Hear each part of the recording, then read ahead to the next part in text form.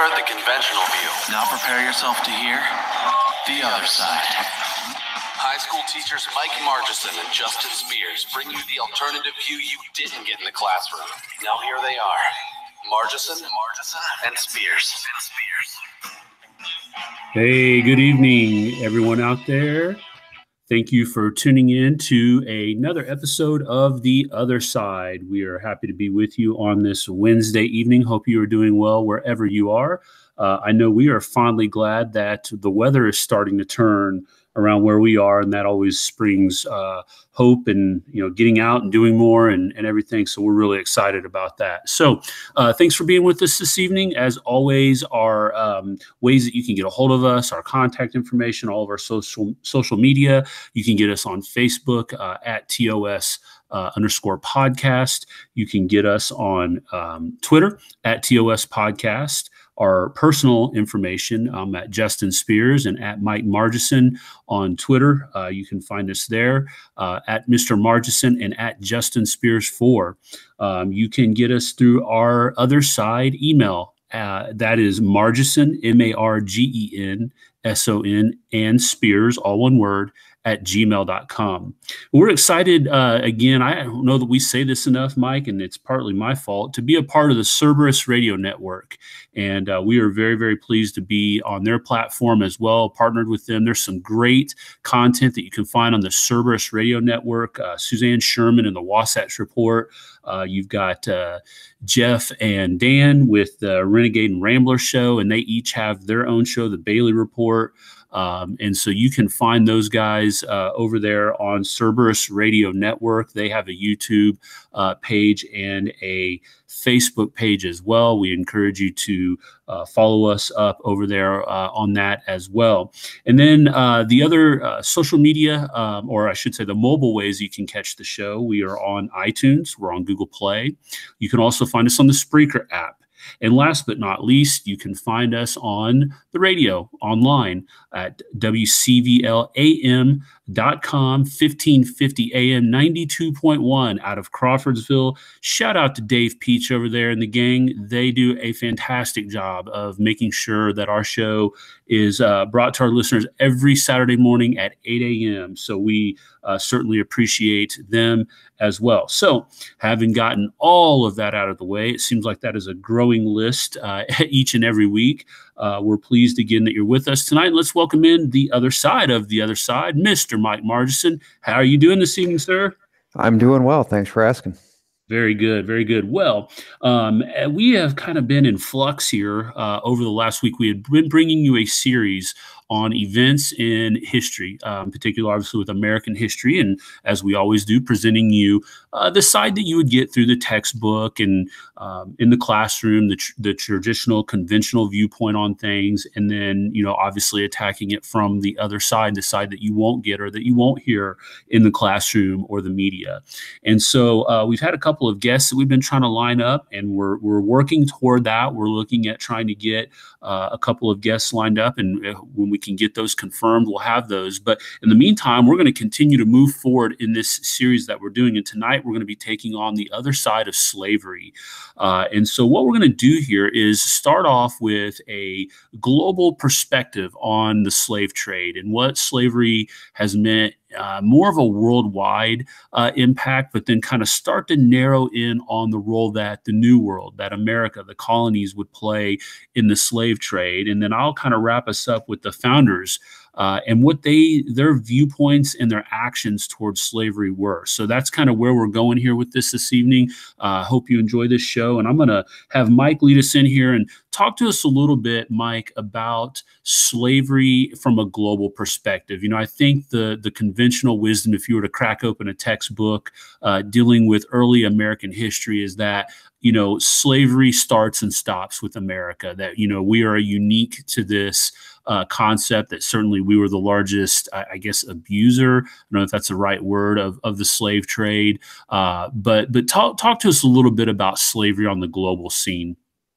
Well, yeah, first of all, I think that is probably what most American history students, either current or past students, actually believe about slavery, and it's not true, and that's one of the things I want to get to.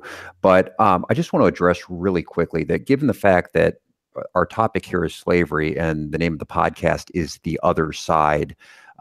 You know, a common reaction might be, well, slavery is terrible. What are you guys gonna say, that it's okay, that it's good? And that's obviously not the angle that we are going with it. If anybody has been listening to this show at all, you know that Justin and I are very libertarian. We champion the ideas of personal freedom and liberty more than probably anybody else I know. And so slavery is the absolute antithesis of that. I mean, it's the 180-degree opposite of everything that we believe. It's actually sad that I even have to say that, Justin, but I feel like I have to at least qualify what we're talking about.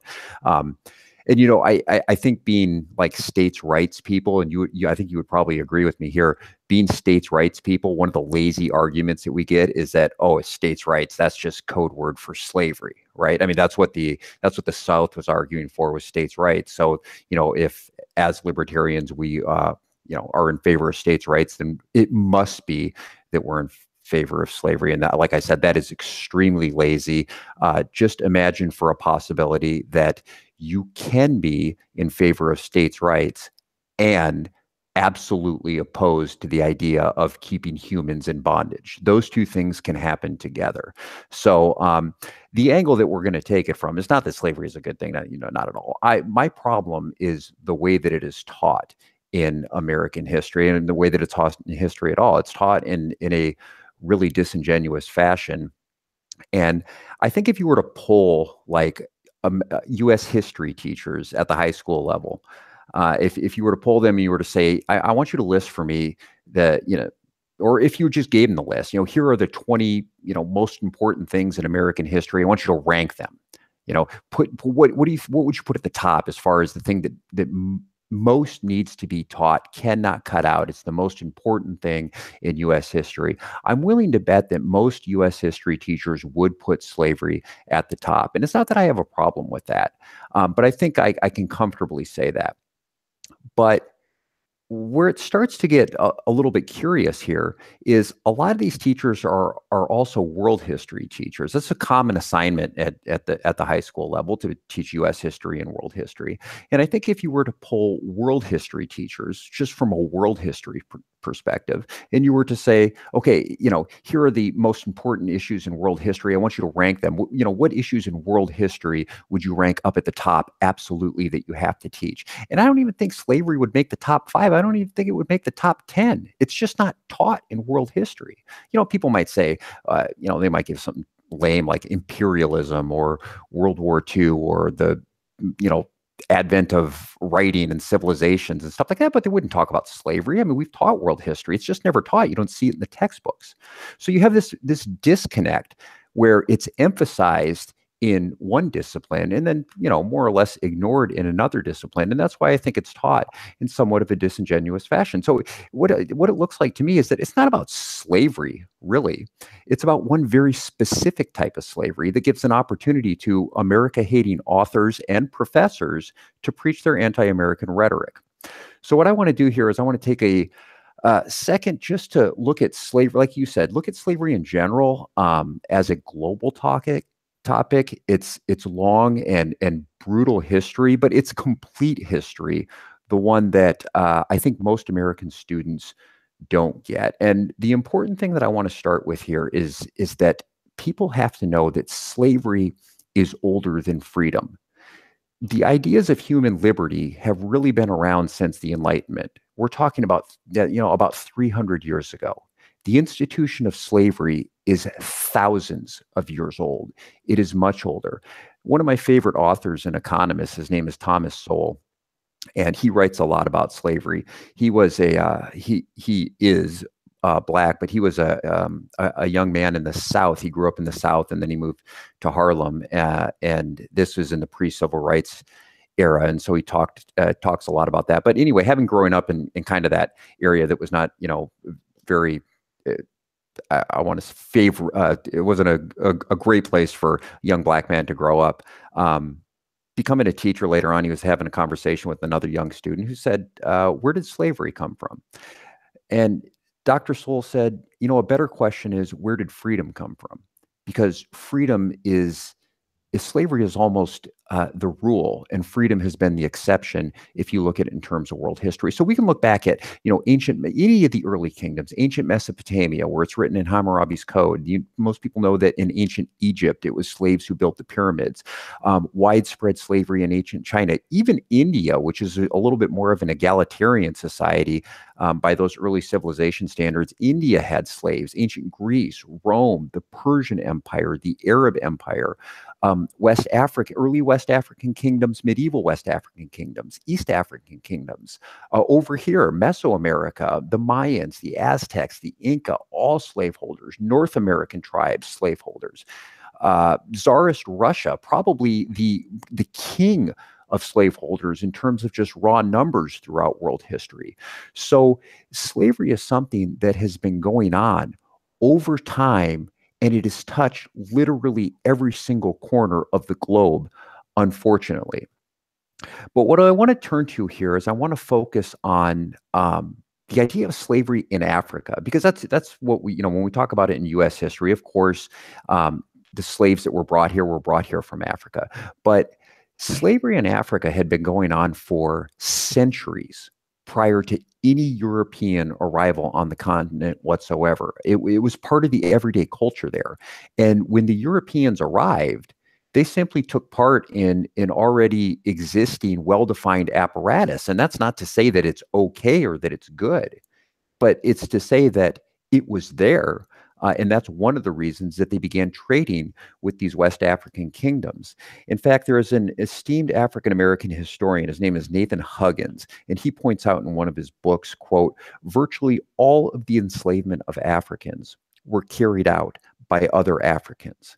And later on, it goes on to mention that in 1840, this king of Dahomey, today it's the modern nation of Benin, King Gezo, he told British visitors, because this was on the West Coast and it was a British colony, he said that he would do anything the British wanted him to do, quote, except to give up the slave trade, end quote. And he proudly declared, quote, the slave trade is the ruling principle of my people. It is the source and glory of their wealth. The mother lulls the child to sleep with notes of triumph over an enemy reduced to slavery. Now, that portion of the slave trade usually escapes most of the emphasis on slavery that is put in U.S. history textbooks. You kind of have this, cartoonish vision of Europeans just, looking at Africa, saying those people are lesser, pulling their boats up, jumping out, guns a-blazing, and then rounding up these peaceful, well-meaning Africans, throwing them on boats and taking them across the Atlantic. And that's just simply bad history. It's not the way it happens. And when you teach history this way, it really does a disservice to our students. Estimates put West African kingdoms at nearly 1/3 of the population enslaved. I mean, it's an astounding number, but it was part of the culture there. And what we do know about African slavery here in the United States is largely confined to the west coast of Africa. The Atlantic coastal slave trade, right? On the east, the practice had been going on longer. It covered more geography. It was more brutal, and it enslaved more people than the West Africans who were later enslaved by Europeans. And what was happening over on the east side of Africa, across the Red Sea, this was the Arab Islamic slave trade, and it was vast. The Arab Islamic slave trade, there was a vast network of Islamic and Arab kingdoms that brought in African slaves, and the attrition rate was just, it was incredible. They were living under the most horrible conditions, comparable to and worse than the conditions that we know about, that where slaves came over on the boats and were subject to beatings and stuff. But that was absolutely and sometimes worse than what was going on in the Arab Islamic slave trade. And we know that because more of them were dying and more of them needed to be traded over there than on the West Coast. But you don't often hear about that because really it doesn't fit the narrative of most academics. But in the Arab Islamic slave trade, it started around the year 600. We find evidence of this going on, so almost 1,000 years before the Europeans arrived.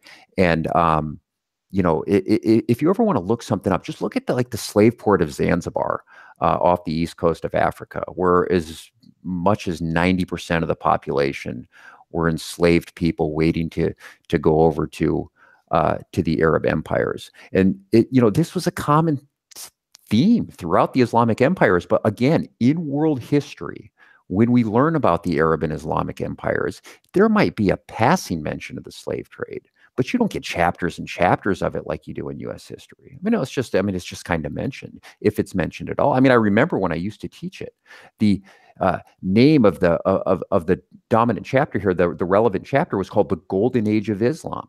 And what it talked about well, the spread of Islamic teaching. It talked about the introduction of algebraic equations. It talked about some of the early medical devices and the architecture, and all of that's true. In fact, during the 800s, there was a golden age of Islam. But if slavery is what we are emphasizing, that has to be mentioned, and it simply isn't. But let's focus a little bit here on the U.S. And this is where I'm going to start to roll it back over to you, Justin.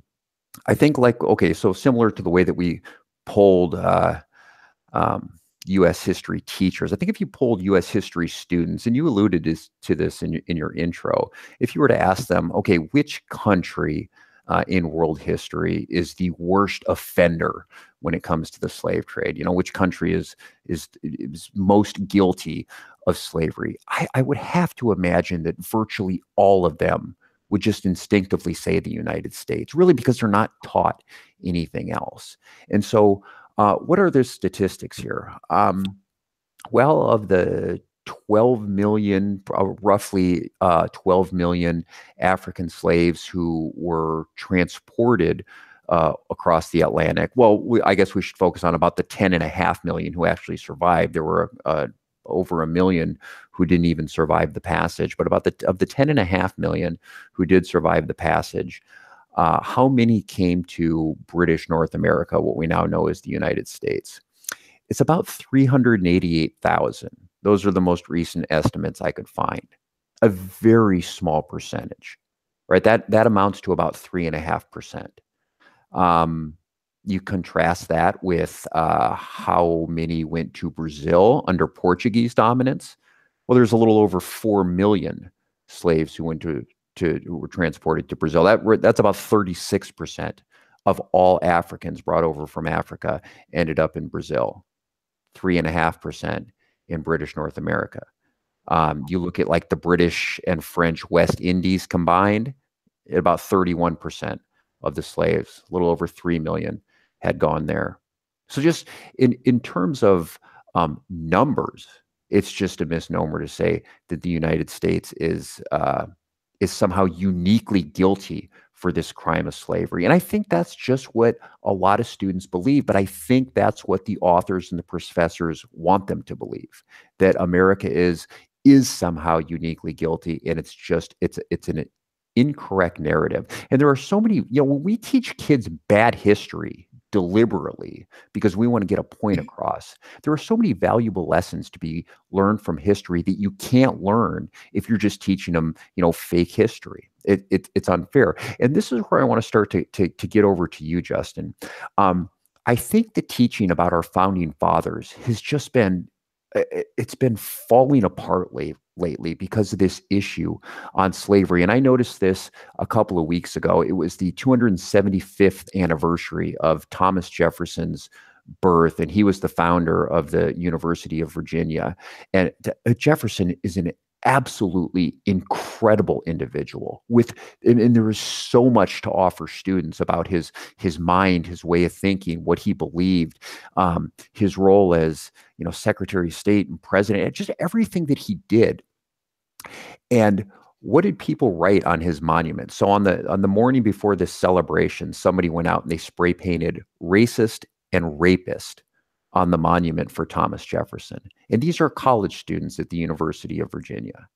And this is what they know about Thomas Jefferson. And it's so sad. I mean, it's stupid, first of all, but I actually feel bad for these kids because they have missed out on actual history and good lessons if all they know about our founding father, probably our greatest founding father, in my opinion, is that he was a racist and a rapist, which is a dubious claim, first of all. So, Justin, I want to turn this over to you, and I want to talk about the founding fathers and, just kind of this lazy narrative that, oh, well, yeah, they preached equality, but they didn't practice it because they were slaveholders.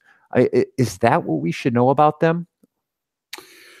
Yeah, and I think that, what we have to look at here first before we go into kind of addressing this is exactly what you were laying out there, excuse me, in your exposition on the global perspective of slavery in a period of time leading up to the Enlightenment and on into the 1700s and then eventually toward the 1800s.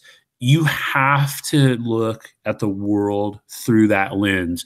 You cannot apply 2018 standards to that period of time. So you used, and I think it's so accurate, the lazy man's approach to this. The lazy man's approach to this is to look at it through our lens today, where we clearly can see, because we've progressed as a people and it has taken time. But the reason that it's taken time is because of the centuries of bondage, as you accurately, again, pointed out there. So I think that's where the root of a lot of this comes from, and the misconceptions of maybe what the founders thought about slavery and even some of the actions that they took. And now, of course, the slave trade was occurring as this new nation that, as we've talked about, being, devised as all men are created equal, that we're endowed with our creators, with inalienable rights, life, liberty, pursuit of happiness, and all this, that you look at it and you go, but how did they allow slavery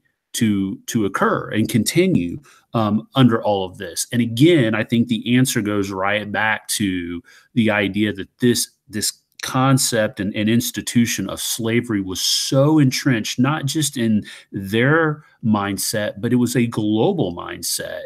And if you think about how long it takes to change a culture in something like this, it does take centuries. And unfortunately, something as deeply rooted as what slavery is does take, unfortunately, a war at one point to help in part solve this issue.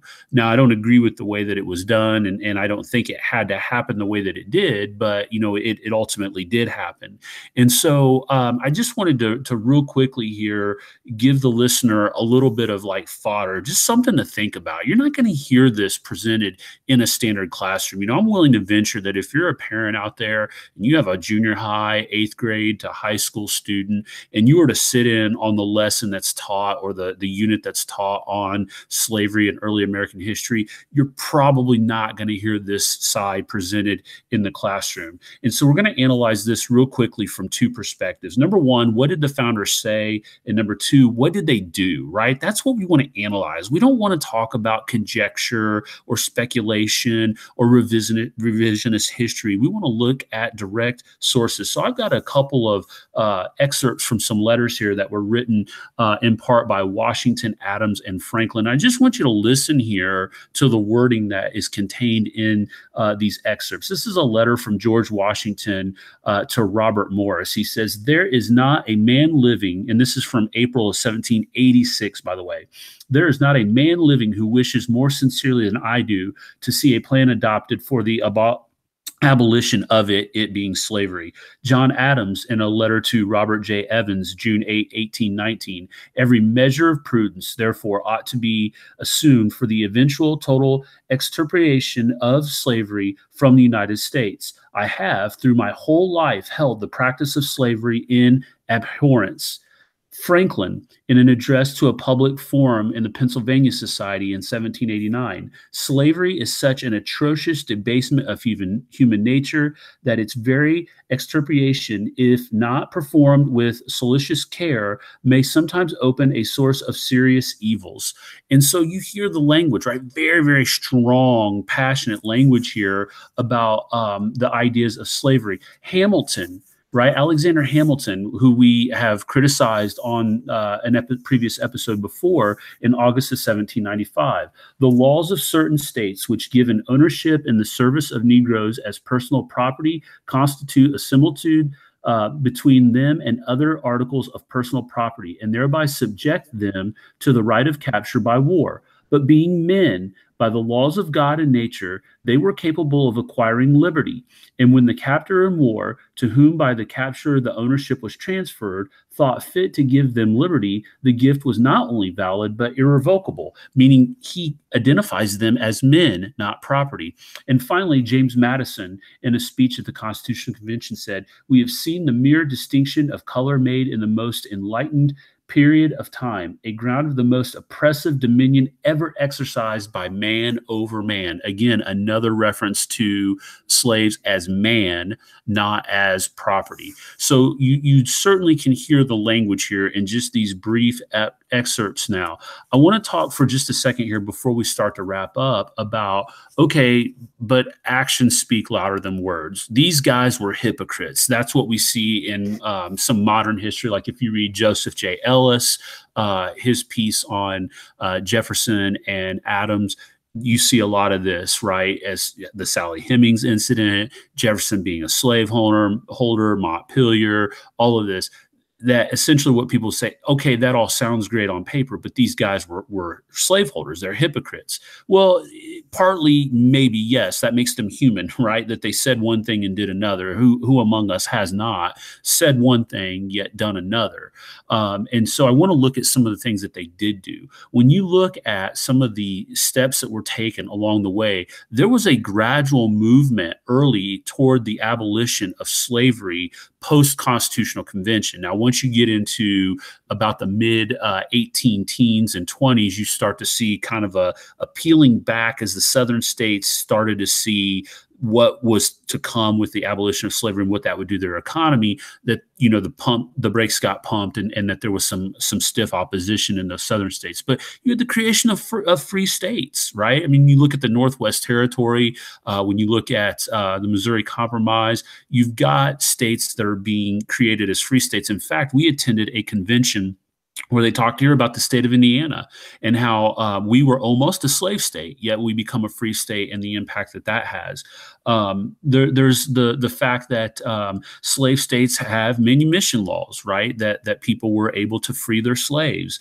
You had southern states that amended their constitution to recognize slaves as persons. Again, not a whole step, but a movement in the right direction, right? I talked about the Northwest Territory Ordinance, which in Article 4 of that ordinance mirrors the 13th Amendment with the language. If you go back and read through that, you'll see that that is essentially the mirroring language of what would become the 13th Amendment and the abolition of slavery. You also have constitutional clauses that deal with this, whether it's the 3/5 clause, the importation clause, or the fugitive slave clause. All three of those working together. And I know there's been a lot of controversy about the 3/5 clause. I want to make it very clear. The 3/5 compromise did not recognize slaves as 3/5 of a person. Again, that's the lazy revisionist history version of the 3/5 compromise. If you know anything about what that was all about, it was about representation in Congress and the fact that the slaveholders wanted them to be one full person. The people who were enslaving them wanted to be a full person.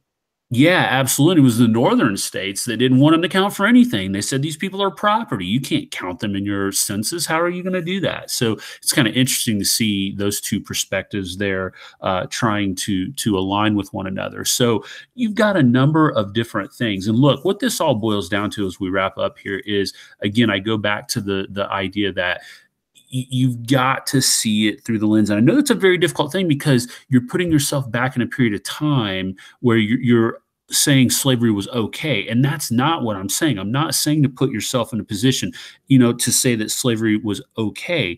What I'm saying is that's how it was viewed at that time. Something that is wrong today was wrong 400, 500, 600 years ago, but the overwhelming consensus at that time didn't see it that way. And it took, again, this long period of history to get us to where we are finally able to break away from the bondage that slavery brought and the marring that it brought to our history, but at the same time, to be able to, I don't want to say celebrate, because that's not what I mean here, but to be able to see that the overwhelming sentiment of life, liberty, and property would come to fruition at some point in time.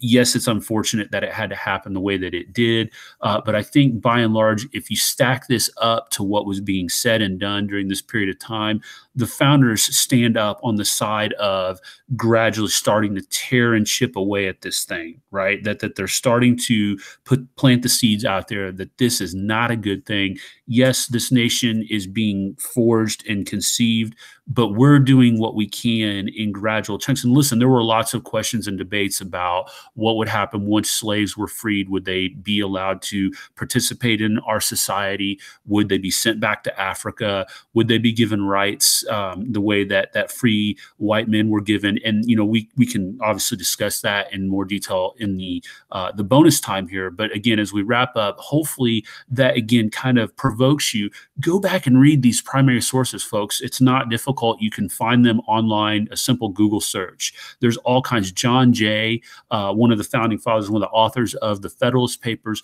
writes a fantastic piece to a Pennsylvania assembly on anti-slavery. There's letters from Jefferson on this as well, on his notes on Virginia.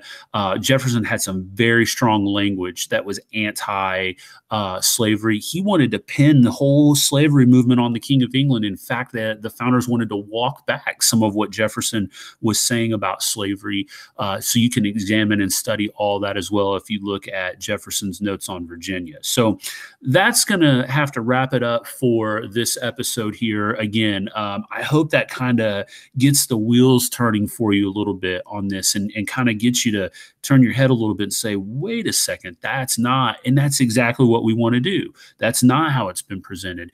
Go out and read a little bit more from primary sources and educate yourself on the other side of slavery. So for our radio audience, we're going to leave you here this week. Again, we're working on securing a guest, Ms. Joy Pullman, who is the editor of the Federalist. So if you're interested in knowing more about them, check them out.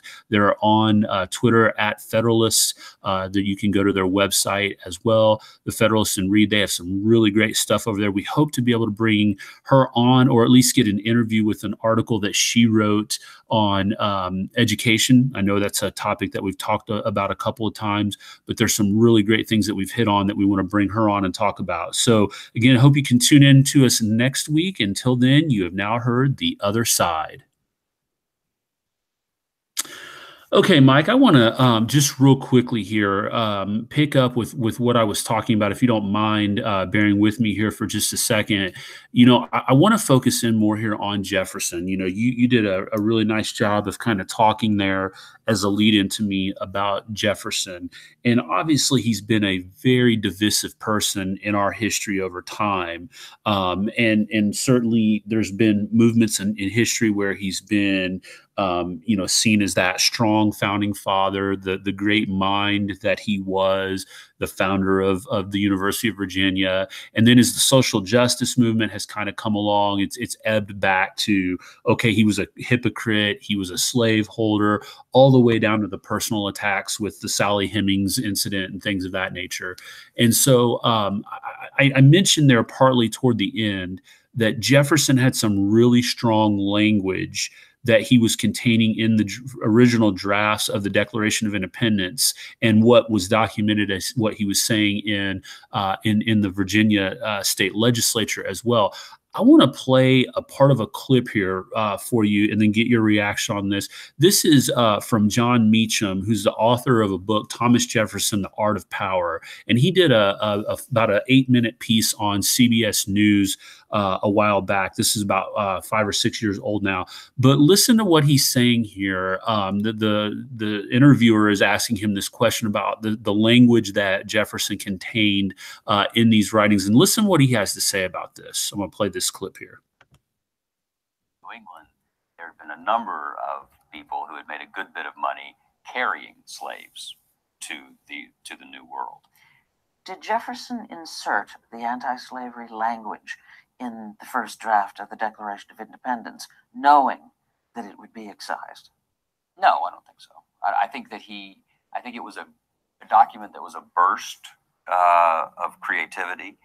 It was, as he put it, not an attempt to be original, but to be an expression of the American mind. Lovely phrase, an expression of the American mind at that time. And he was thinking like a lawyer, which he also was. What are the points of indictment? What are the points of contention? And okay, so I want to pause it there because he goes on to talk a little bit more about that. But that the phrase there that really kind of struck me as I was listening to that is the idea of the burst of creativity, and it kind of expresses to me this idea that the things that he was saying in the original drafts, and again, this language is very strong and an indictment on the King of England for his role in propagating the slave trade, that this was cutting edge stuff, right? That somebody of the stature of a Thomas Jefferson would have the fortitude to say this. What does that say about him? And in general, again, kind of summarizing what I was saying earlier, what the founders' thoughts were on slavery.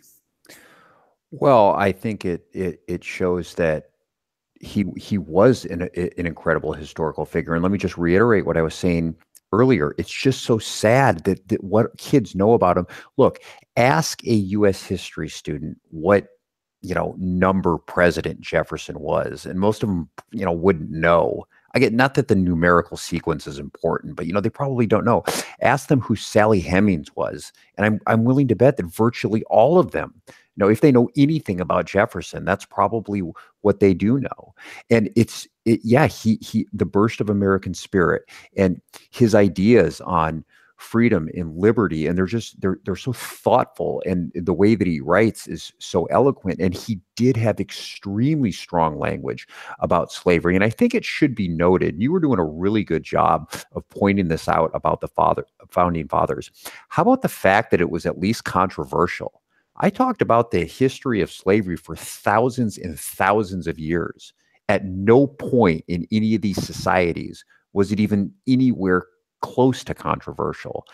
And then here we have in the a forging of this new nation, where the very people who were slave owners themselves are saying, look, I don't know about this. There's something about what we're doing and then what we're saying which doesn't seem right.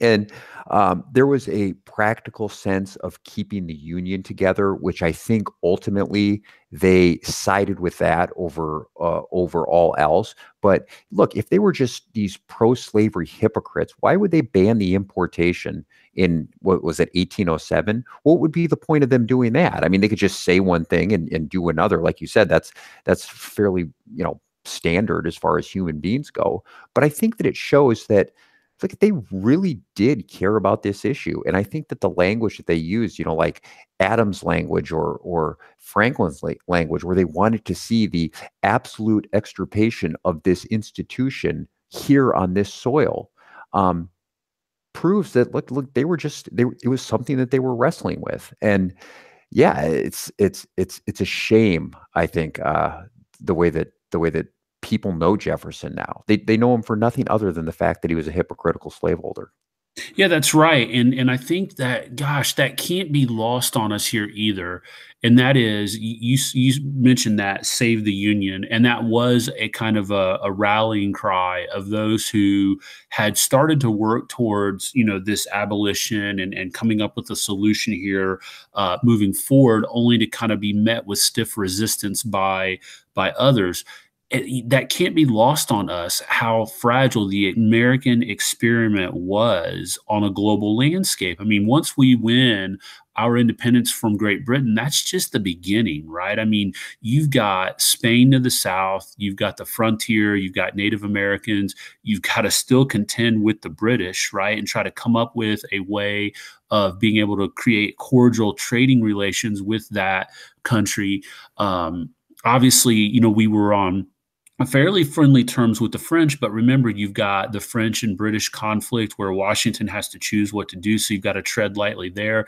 There's a lot on the line here, and it can't be lost on us too that these ideals that are being presented from the social contract and born out of the Enlightenment are still even fragile for whites. I know that sounds crazy, but remember, not every white person in the New World enjoyed freedom and liberty, right? There was indentured servitude. I think at one point I read a statistic that there were something like maybe 18 families that owned the entire state of Virginia. And you have to remember the entire state and territory of Virginia was much larger than it is today, even. And so, the fact that we kind of get this 2018 version of every white person was born into privilege and they were all slaveholders and they were all running around free to do whatever they want is fictitious. That's been born out of this fake history, as you talked about. And so we can't lose sight of that either. Well, Justin, I also want to mention that, look, you were talking about the fact that you have to apply 1700 standards because it's the only thing that works. Look, if you want to go by 1700 standards, take a slave state like Virginia, which also happened to be the largest. 12% of free blacks owned slave themselves. I mean, you talk about being a product of the time. You had free blacks who owned slaves, and that's not it. It just, that's another thing that is not often heard, and I'm sure that they themselves even wrestled with the idea. But it was part of the fabric of global culture at the time. But going back to the Saving the Union, this was such a tenuous issue. I mean, if you're trying, I'm picturing a Jenga pile, and let's say that one state decided to pull out, and you pull something from the bottom of a Jenga pile and you see what happens where the whole thing comes crumbling down.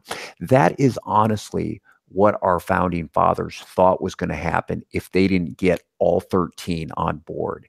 They thought that, look, if one goes, then the next one's going to go. And then it's just like shattered glass where this whole experiment fails. We all go our separate ways. And they really thought that they had something here with 13 different colonies where you had everything from like Scots in the South to Brits in the North, who over in the old world would have hated each other, were actually able to get along under these ideals of freedom, liberty, and Republican the ideas of a Republican representation.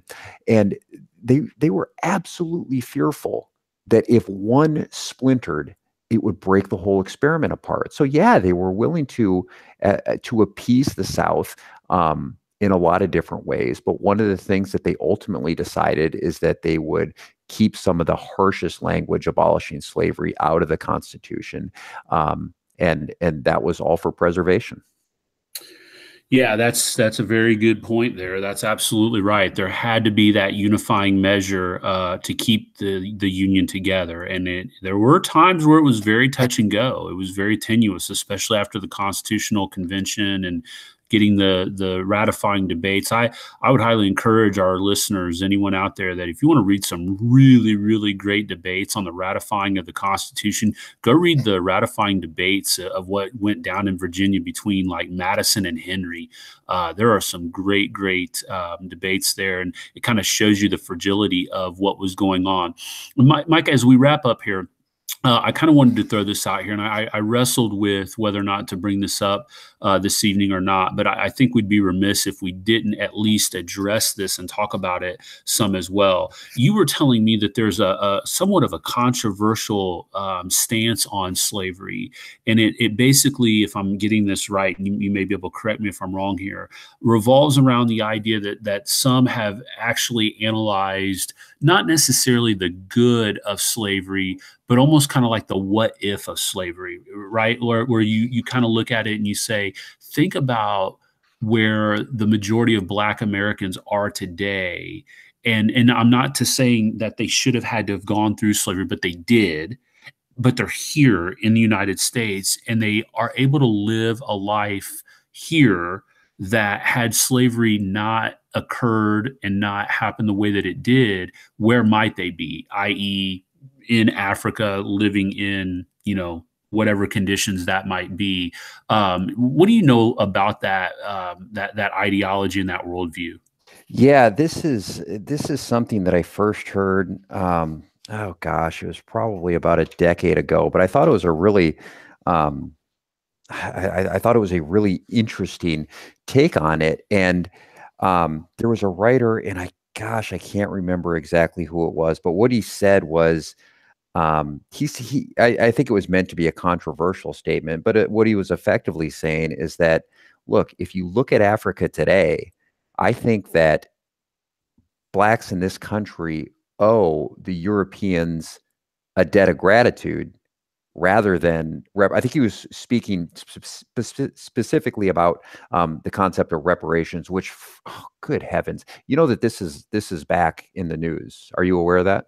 Oh no. Yeah, it's back. It's part of the Democrats' platform in the midterm elections, and where they are going to just do nothing but pander for votes, but they're talking more about reparations. But if I remember it correctly, he was talking about okay, rather than reparations, he was saying that they should be grateful, and I think it was meant to be very polarizing. This is something that authors frequently do, but there was a point there. I think that there was a decent point. Look, life in Africa today is miserable. The continent is consistently at war. The children are malnourished. The disease is rampant. The infrastructure is simply not there.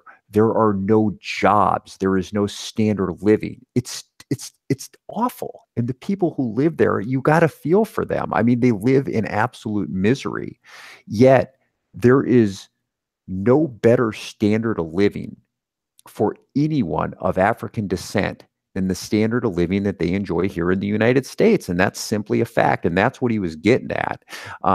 So yeah, is that what you were talking about? It's a controversial point, but I think it's a decent point. We're being brought under Western tradition.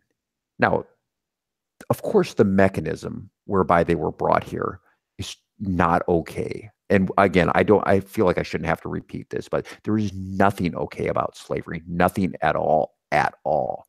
Yeah, that's right. Yeah, absolutely. You're right. But today, I think that the descendants are better off than ones who weren't brought here. Yeah, and I think that kind of goes back to what you said right there, that it bears repeating and it shouldn't have to be. I honestly think that's one of the reasons at the very outset of the show this evening you had mentioned that the topic of slavery not really being addressed, and A and B not being addressed in the manner that it needs to be, probably has a lot to do with this culture that we live in today, where everybody's walking on eggshells and feels like they can't have genuine conversations without, if I'm sure no matter how many times we've said it here this evening, that there are people that are going to hear this message and think, oh, you're pro-slavery. Yeah, we're racist. We're just racist. When there's absolutely nothing further from the truth at all. I mean, I think we both idolize many Black Americans. You mentioned Thomas Sowell. There are many great Black American minds that, we are blessed to have in our nation's history, and better for it, right? And like you said, unfortunately, it all has its roots in that slavery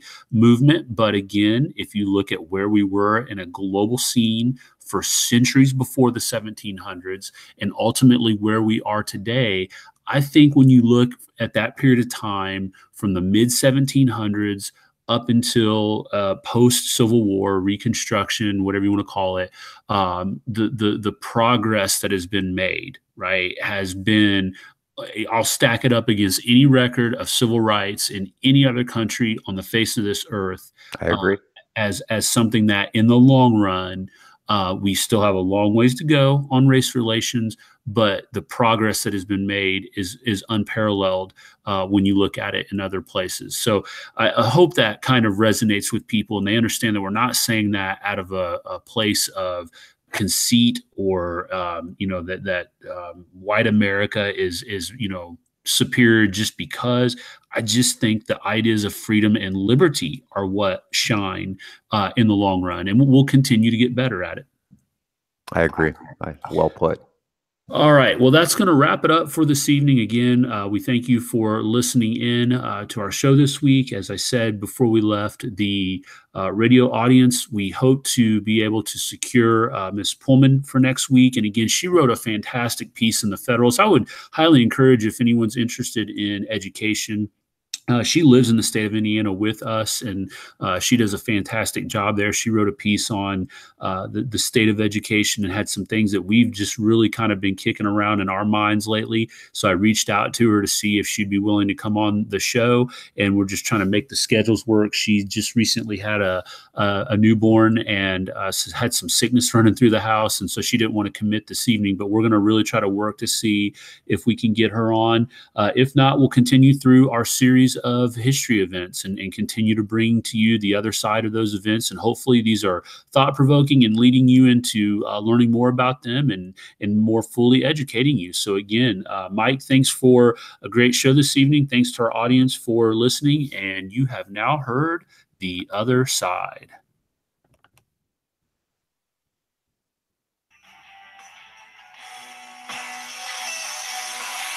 Thanks for listening. And remember, you're not fully informed until you've heard the other side.